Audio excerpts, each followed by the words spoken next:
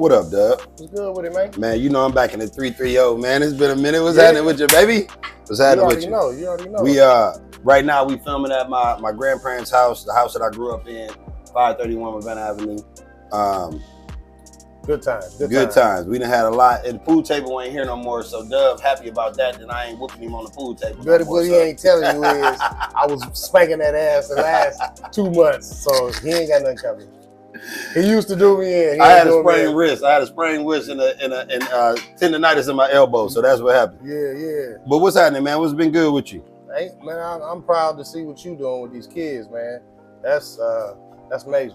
Much respect. I mean, most people, I feel like they need to know.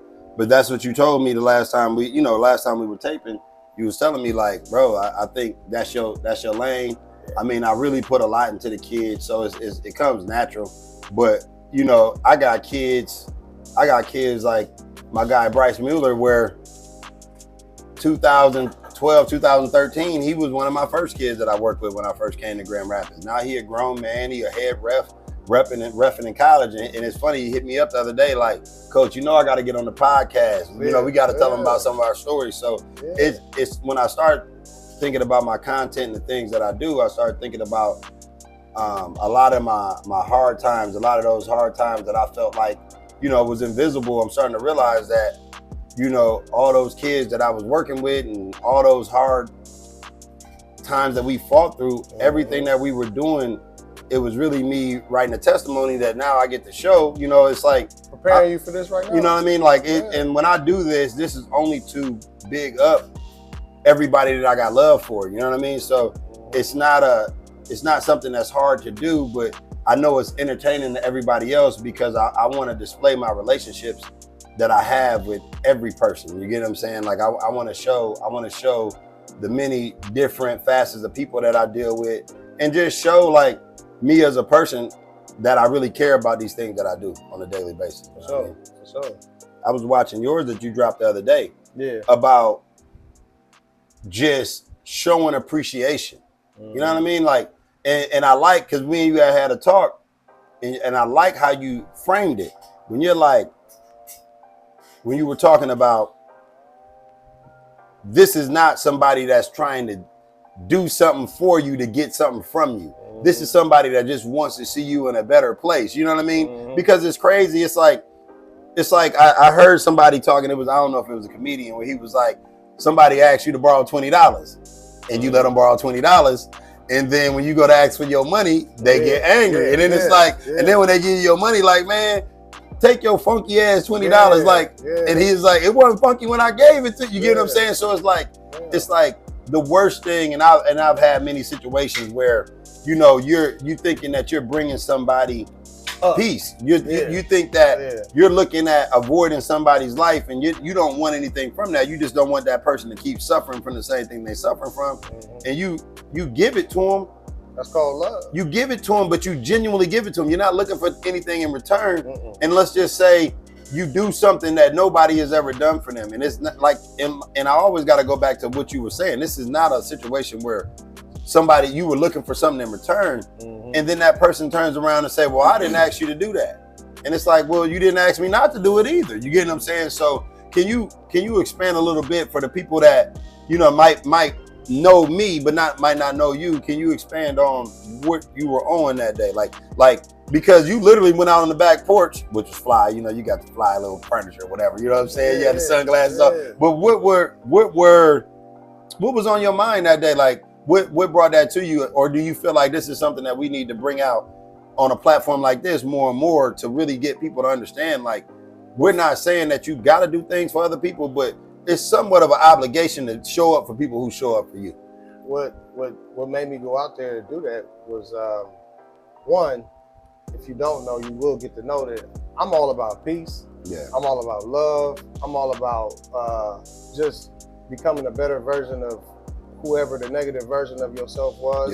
And who you know, we're a compilation of all the decisions that we make in life.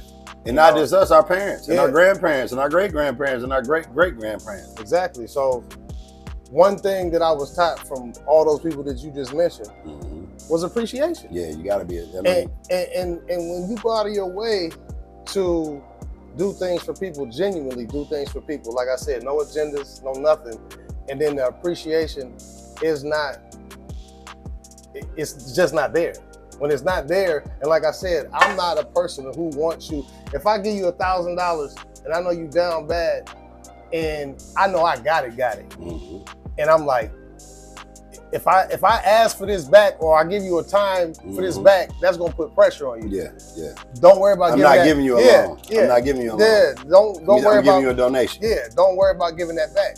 Now, if that was done for me, I'm the type of person that I'm gonna say okay in that moment. Yeah. But when I get back up, I ain't gonna say nothing to you. Yeah. I'm just gonna give you the $1,000 back. And that's appreciation. That's appreciation. You know what I mean? That's appreciation. You're right. And some people just don't have that. And to go into what I know we're gonna talk about is the kids of this generation. Yeah. And their lack of appreciation for their parents, for their grandparents, and just things that people do for them in general. It's kind of disgusting to me. Is it? If I ask you this question, like, what I find, and I'm just gonna ask you and get your take, and then I'll get my take. Yeah.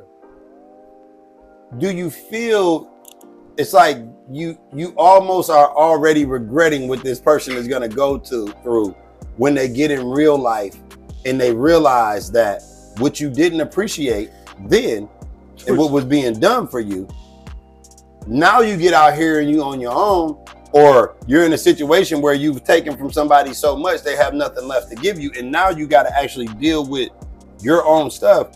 Is it the thing that annoys you the most because you know with that feel, not saying that you didn't appreciate, but you know what real, it's like when my mom say, keep on living. It's like our experience, we know, we've seen it. Like whether we went through it or we watch other people go through it, we know what that feels like or looks like. And it's like, I really don't want you to go through that because you already don't appreciate the little things. So you're definitely not built for the turmoil that comes when it's all on you. But did you just ask me, am I going to regret? No. I'm saying when they have in to the go moment, through that? like, so let's just say hypothetically, person A has a child, right? That they can't help, but they've been spoiling their whole life, right? So this they buy them a car. So look, they buy them a car when they turn 16. They drive that car. Now it was a nice car. Nothing was wrong with the car. They can get in the car, drive from here to California and back, and nothing happened to the car. But they didn't get the brand new, let's say, Pathfinder that they wanted. They got this 2016. Let's say they got a 2016 Traverse. Yeah. Mint condition, bought from an old lady that lived out in Waterloo, or you know what I mean, like something that we would appreciate. Something that we'd be like, this got leather seats, this got Bluetooth, it got Bluetooth. Like what I'm saying is, and then they treat that car like it ain't shit. It ain't, and then they don't get the oil change. And so a car that they got bought 6 months ago now is running crazy, and then they wrecked the car, they totaled the car, and now you total this car at 16 and a half, and you expect your parents to buy you another one. And what do your parents do? They buy you another one. And let's say we go down that road, 17. They keep the car to 18 and a half. They wreck that car, or they let their boyfriend or their girlfriend, their friends, they let them wreck the car, right? It's in the junkyard. Yeah, it's in the junkyard. But let's just say they go off to college. They now feel like, I'm grown, I got a couple of credit cards in my name, I'm getting ready to, I'm about to go to this dealership and I'm about to buy that 2025 Pathfinder that I want. And what they do, they go there, they get it under their name, they get it in their insurance and all that stuff. And then they realize that car that you love, that everybody giving you compliments on, you got to keep paying for that car for the next 5 years. Oh yeah. You get what I'm saying? So what I mean is, that's what I'm trying to prepare my kids for. Yes. And they don't realize that. Yeah. So the regret that I'm not going to have. Because it was almost like. The regret that I'm not going to have when they get out there and they realize that all they had to do was look at the sticker in the corner and it said in 2,000 miles, this is when you get an oil change, and they couldn't do that. Yeah. I mean, come on, how many oil changes you done had and you can't look at the sticker. Yeah. I got to say something every single time. No, I got a million things going on. What do you think? What do you think? Man. What do you think as a parent we should do in these situations? As a parent, I think that the first thing we should do is look at ourselves in the mirror, because we part of the problem. Not part. No, we part of the problem, and I say part because the other part of me who understood that giving a child too much without making them work for it, I understand. Okay, I'm trying to give you what I didn't have, first and foremost. But the other part of me was, okay, you got to do this, you got to do that to get this. But it wasn't enough. I didn't put enough on it. Yeah. And they get older, and then just like anything else, they look at you get in a relationship with a female. If you don't say in the beginning that certain things bother you, and then a year and a half later, a year and a half later, when she's doing this and she's doing that, and then you say something, she's gonna look at you like you're crazy.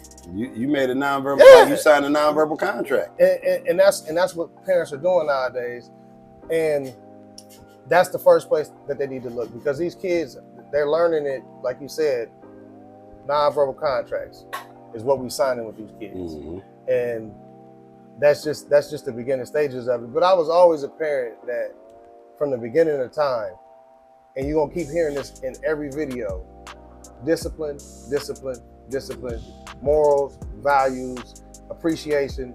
That's going to be a reoccurring thing, because that's what shapes these kids into productive and adults that respect other people's properties and spaces and everything else in life. That's just what it is. Just like you just said before we started, I can guarantee you right now, I could bring, ain't gonna say no kids, but I can bring some kids and sit them down, and all the seats in this room are taken. An elder comes downstairs that's 60, 70 years old, ain't no seats open, and they come to chill, and you don't have enough sense to get up and say, here you go. Like, we were taught that. Yeah. And to be honest, I taught mine the same thing, but sometimes you see them just drop the ball, and it's like, come on, man, I taught you better than that. Because they're a reflection of us. Do you think they dropped the ball because, and I always say this, like, when I deal with kids, man, like, I always understand that these kids are dealing with things we never had to deal with. And there are big things, like these kids had COVID. Like the majority of the kids that the seniors, the juniors. But you can't, but see, COVID was, if we're going to talk about parenting, COVID was, like I said, and no disrespect to anybody, because I lost people during COVID too, but I also said in one of my last videos that I found the good that came out of it as well. No doubt. Because now you get, how many months was we down, locked up? Man, we was locked up. So now you have the time to look at your family and look what you've created and say, damn, this was going on. Because now we ain't going pew, pew, pew and going in different directions all the time. You get to see what you created. So to me, COVID ain't an excuse. We talk about the kids though. Okay. When I'm saying we're trying to come up, we're not trying to say the kids purposely act the way they act. I'm just trying to give cause and effect, if that makes sense. Well, okay, you're giving cause and effect on a time and period in history. So basically, so I understand the traumatic experience it was for people at that time period, but before that time period and after that time period, you have no excuse in my book. So you're more like so basically it's called etiology. Okay. Etiology means it doesn't matter what happened in your past. It doesn't whatever it like. So basically, when we talk about because some people get stuck in their past and they use that. Okay, look at us. Look at black folks. It's a whole bunch of us that want to keep saying that it's this group of people keeping me here. No, they not. They're not keeping you. You keeping yourself here. You locked in the mental jail. But we talking about kids though. What I mean, what I'm saying is we're in order for us to use our platform to find solutions, we got to understand that the population in our country that cannot make their own decisions is the kids. So everything that we doing, and I say we because we're adults, not me and you. The government has taken a lot of your rights away as a parent. They tried. They can try. Well, we understand. Yes, certain ones, it's not going to be like that for us. But I'm saying for the ones who subscribe to that, they take that away from the parent and give it to the child anyway. So they do get to make their decisions. A lot of these kids, and that's part of the problem. I'm just going to give him his space to think. Okay, everybody has their own brain and have free will, but when he comes out or she comes out of the womb, you're thinking for them. You're keeping that child alive, and that's going to be your job all the way. That is your job. That's your job. That's the job. Keep them alive. Straight up. So as we get into it, we're talking about lack of respect and its consequences. So respect appears to be diminishing among the youth, is what you're saying. Often manifesting as dismissiveness towards elders, authority figures, and peers. This attitude erodes social cohesion and creates an environment where bullying and disregard become normalized. Why has respect become less prevalent? How can parents and educators model and teach respect effectively? It's diminished, one, because parents tell them and show them with those unwritten contracts that you ain't got to listen to nobody with me. Don't listen to this person. Don't listen to that person. That's what you were saying. An unwritten contract. I don't want to steal your wisdom. I don't want to interrupt your wisdom. No, go ahead. But I want you to, now that I'm here with you, I want you to break down that unwritten contract. It's just like I was saying, an unwritten contract with your child is you. Okay, let's say this. No. I'm gonna use me because I like that. I like that because you made me literally say to myself, because it was like the end of my day, and I'm like, oh, Dub got something new, so I'm listening to it like as I'm taking a shower, getting dressed and stuff, and I'm like, that sounds like me. Like, I'm hardcore, but then there's a whole lot of unwritten contracts that I'm guilty of. You get what I'm saying? Like my son don't know how to cut the grass yet. And he's 13. He my size. Like, you know what I mean? Like, it's like I go cut the grass because I want it done right. And I don't want to have to go back over there and do it again. But I also remember that Papa didn't care. You be out there all day long until you get it right. And it's like, that's not an excuse. So I'm gonna say this. It's not an excuse. I'm gonna let the kids off the hook on this one, and I'm gonna let you get back to what you were saying. Okay. I'm the lazy one that don't want to take the time, like my grandfather, like my dad, like my uncle, like Uncle Junior Woods, like Aunt Charlotte, like my mom, like my mom. Like, I don't want to parent. Okay. I just want to cut this grass. It's only gonna take me 20 minutes. Yeah. I'm gonna feel good when I look out. I'm gonna know everything was cut because that's how I do. I'm gonna make sure it's 100%. I'm the lazy one. So what do you got to say about me? Because it's me, the lazy parent. Well, a lazy parent in those situations, we all guilty of it. It ain't just because you didn't show I was just like, I'm guilty of that. Yeah, we're all guilty of it. But I find pride. And because what I'm doing is I'm teaching him how to take care of his family. And you giving them options. I'm giving them options to be a hustler too. Yeah. At the end of the day. So I take pride in knowing that when I show him this, I show him how to change the tire. I show him how to cut the grass. I show him how to put a whole entertainment center together and say, look, you really don't need me, son. But if you do, call me because I'll lay out the instructions and I say, it's simple. You know how to read, right? He's like, yeah. I'm like, look, I'm literally giving you every tool that you need. A couple of them are power tools. I've already showed you how to use them. This is, don't over crank it. This is what you do. And I come back and it's put together. Like, that makes me proud. That you should be. Like, you should be because that's not something that you just did that day. That's something that you've been doing since he's been grown. Yeah. All right. So what do you say to them parents that you're looking across the table from that feel guilt because I don't? It's like I get to the point where I'm like, look, I don't like putting stuff together, but I feel guilty because I'm not teaching my son how to put things together. I'm gonna make it simple for you. Today is the day to change. Facts. It's that simple. Like, he's aware of it. If you listen and you're aware of it, we all guilty of it.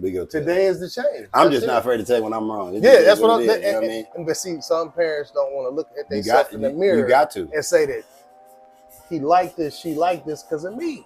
Like, you gotta take your lick. You gotta take your lick. And like I said, I'm guilty of it too, because there's some stuff. I was doing all types of stuff by the time I was 14 years old. My son, he's learned a lot. I'm teaching him a lot, and he's receptive to it because I explain why he's going to need these skills. I'm explaining like you're going to have a family one day. You don't want men coming in and out your house all the time doing stuff that you could do. That's not going to be attractive to your wife. It's not going to be attractive to your finances. None of that. Do it yourself. You know what I mean? Figure it out. Do it yourself. So, brain power is first and foremost, but you also need to know how to work with your hands. Like, just because I teach my kids to work with their hands don't mean that I'm not teaching them up here. This is first and foremost. This is stuff that we'll talk about later. Lack of respect and the consequences, right? I like your question because you gave me an example. Okay. And I'm gonna take it into my world a little bit more. Okay. You said in your example, you said a student might talk back to teachers or dismiss parental instructions without consideration, believing their opinion is superior. I got this thing, right? It's crazy. Kids, if you ever were around me, you'd be like, y'all like being around him? He constantly is squaring things up. Like, I'm constantly like, look, you ain't, like, I'm constantly on the right. Like, you know what I mean? You're going to do what's right around me. Kids love being around me. And I feel like it's like being around my grandfather. It's like, well, if I know I ain't supposed to do A, B, C, D, E, F, G, I'm not going to do that. And then he ain't going to be yelling for no reason. Like, he just going to be like, well, if you ain't doing nothing wrong, ain't no reason for me to be on you. Like, you get what I'm saying? It's like you gave me my boundaries and now I know what I can do. I can play inside my boundaries. And so I'm starting to feel like this because I would tell people would be like, can my son come over your house? And I'd be like, yeah. Do he know how to act? And they'd be like, all day. They'd be like, well, and I'm like, look, I'm gonna tell you this like this. Yeah, your son come over my house. But if you ain't taught your son how to act, when he come over my house, he gonna come back knowing how to act. Or he gonna call you in 15 minutes after he get here. Pause. Go ahead. Pause. Now, what about the parent? That's great right there, because I had to deal with this a few times. So what about the parent that will challenge you and say, yeah, you know how to act, but he only know how to act in that house because of the authority he's under in that house. So when he come over here, he feel like he don't have to listen the same way. I say this. Please tell me what you say. If your kid know how to act at your house, then he gonna know how to act at my house. Not always. Think about this, Doug. Think about how you parent your Because kid. I don't feel like I need to yell at the top of my lungs to get you to do something. Like, if I say something, which I don't subscribe to this, but people sometimes got to say something 3 and 4 times, and then on the 4th or 5th time, it's that yell, and then that's when they listen. That's why I just yell. No. That's why my tone is what it is from the jump. Because I'm not about to, I'll be sure of this. I'm not going to John B it to you. I'm not going to R. Kelly it to you. It's straight Tupac, DMX, Kevin Gates, what you want. Whatever you want, it's going to be, I'm not playing with you. Like, you're going to know you're not playing. So it's like, I say this. I kind of disagree with you on that, because I feel like the kids that come over people's house that don't know how to act are the kids that don't know how to act at their house. Because when kids, think about it. Your kid know how to act. Think about this, Doug. Well, yeah. No, you're right. I agree. Think about what I'm saying. I agree with that. If your kid, no. But the parent will say that this kid knows how to act, though. The parent will say that. But here's the thing. But they think that's the standard. That's the think difference in standard. But see, they don't understand that they setting themselves up. Yes. for failure. Not me. No, the parent is. Yeah. Because it's like this, right? I remember this, and then because I know you're a very spiritual guy, and you understand religion to a certain point. Because I'm gonna use this. I'm gonna say this, and then I'm gonna ask you this other one. Okay. And I know it might be a little, so if you don't want to answer this, all good. I don't really care about it. So it's like this. My kid is playing with their friends. There's this, and I'm gonna say it. My children, we used to live in the hood, so you never know what you would see in the street. Yeah. So there's this flatbed truck, and the kids, to them, that's a stage, that's a everything, right? Yeah. I don't know whose it is. So you ain't. So my direct rules are this: off limits to my kids. Don't take your ass across the street. That's all I say. Don't take your ass across the street. I'm not even giving you a reason. You better not go across the street. Yeah. Because you with your friends, and I know you got a little follower tendencies. So really, I'm testing you. So I don't care if LeBron James show up and he pull up like, I got $1,000 for you and season tickets. You better go get your dad. You better come ask me first, right? Yeah. That's like Papa. I'm going up in Cheryl's house. Well, if you go anywhere else, you better call, right? Yeah. I don't look at the other kids like I wouldn't care if it was 20 kids in my house and all of them went over there. One kid better not take their ass over there, and that's a little fortune. Yeah. Why? Because I told you. I didn't tell them. I can't tell them what to do. I'm not like, I can tell them what to do when they come in my house, or if their parents bring me under their care. But if they just show up at my house and y'all just playing, look, I'm gonna advise them, don't get y'all ass on there. Yeah, I might even get at you. Yeah. But I told my kid, don't go across the street, right? Yeah. I'm only looking for my kid to obey my orders, right?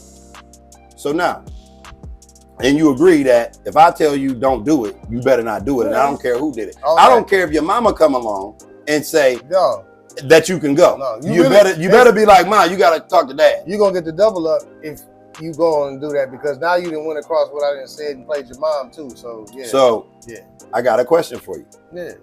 And this is a more religious question. All right. And it's kind of a joke, but it's still I feel like, now, like I said, I'm not a scholar or anybody. I'm just somebody, I feel like I got common sense. But in the Bible, God told Adam, don't eat the fruit from this tree. Yes. He told Adam that. Now, like I said, I don't know. I'm just like, it's not like I studied it. Yeah. He told Adam, right? He didn't tell Eve. He said, Adam, don't do it. Yeah. Why do religious scholars and why do they vilify Eve when God told Adam, you don't eat from this tree? He didn't say y'all two don't. He just said, Adam, I'm just making sure I'm right. It's an issue of accountability. Like you said, and I know where you're going with it. He was influenced, like we all get influenced. Just like the kids, going across the street, right? Yeah, just like you could be on the straight and narrow, doing your thing. Success is right there in your view, and then here comes a woman that you know ain't no good for you. She ain't no, and it goes both ways. A woman could be in the same boat, everything going good, successful. And then here comes a man, and you know he ain't no good for you, but you allow him to influence you, and then you don't take accountability for it. And then you mad at every man, or you mad at every woman after that, and you celibate now, and you might jump on the other side of the fence, or whatever you do to avoid your accountability. That's the problem. You can't get past your problem until you take accountability for it. So going back to that story. Yeah. And this is just me asking you. In history, we look at Eve as this vilified character of somebody that Well, Eve was influenced by the snake and blah blah. I've never looked at. I've said things before, like jokingly, like, you know, I might be dealing with a female or something. I'm like, you know, you acting like Eve. You know, I might do something like that, but I'm like, I don't eat that food. You know, I'll play that game.